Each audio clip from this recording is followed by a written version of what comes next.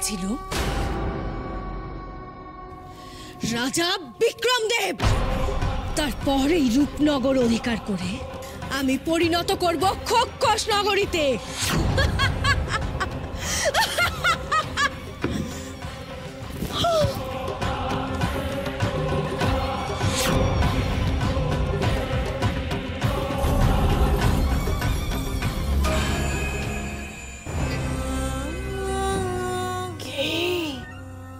ছদ্মবেশী রাজবৈদ্য এখনো ধরা পড়নি তো?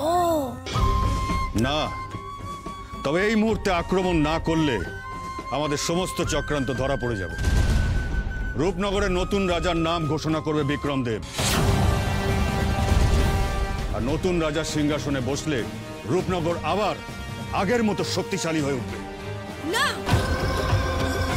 না না না, তাহলে আর অপেক্ষা করা ঠিক হবে না।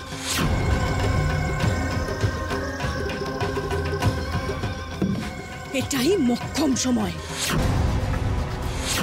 পরবর্তী রাজা সিংহাসনে বসার আগে আমাদের আক্রমণ করতে হবে, কিন্তু তাকে ধ্বংস করতে গেলে আমাদের চাই একজন বিশ্বাসঘাতক।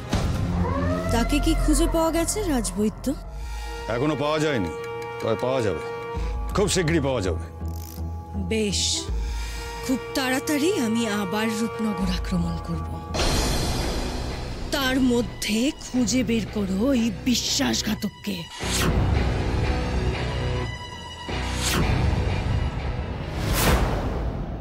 ওই বিক্রমের জন্য আমার সমস্ত স্বাদ অপূর্ণ রয়ে গেল ভাই, সমস্ত স্বাদ।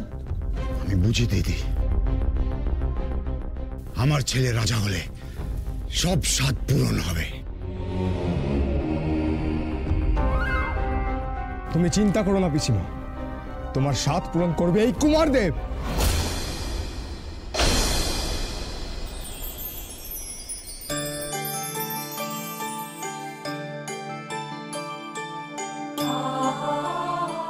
রূপনগরের রাজা হওয়া কিন্তু অনেক বড় দায়িত্বের কাজ কুমার। শুধুমাত্র বড় যোদ্ধা বা বীর হলেই তুমি খোকসদের সাথে কিন্তু পেরে উঠবে না। সূক্ষ্ম বিচার, ঠান্ডা মস্তিষ্ক, আশপাশের রাজ্যের সহায়তা ছাড়া এই লড়াই কিন্তু তুমি জিততে পারবে না কুমার।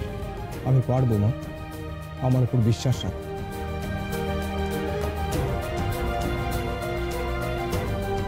আমি বিশ্বাস করি তুমি পারবে কুমার।